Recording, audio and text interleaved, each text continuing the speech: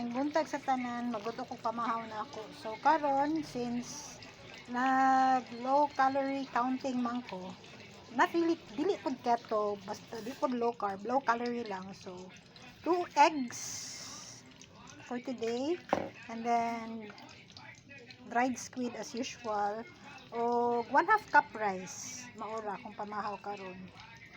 So good morning everyone, magluto ta ninyo.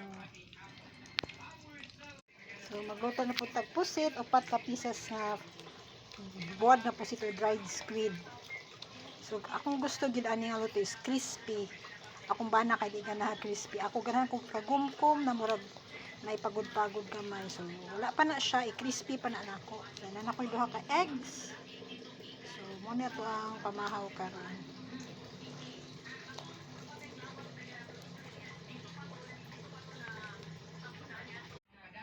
Mamahaw ta ninyo. So mo na ni 4 ka dried squid. Buwad nga pusit, duha ka sunny side up egg, 1/2 cup rice ug sili nga naidaghang mga actually duha ra bitaw na ka sili. Suka nga nay sili. Mga unta ninyo mamahaw.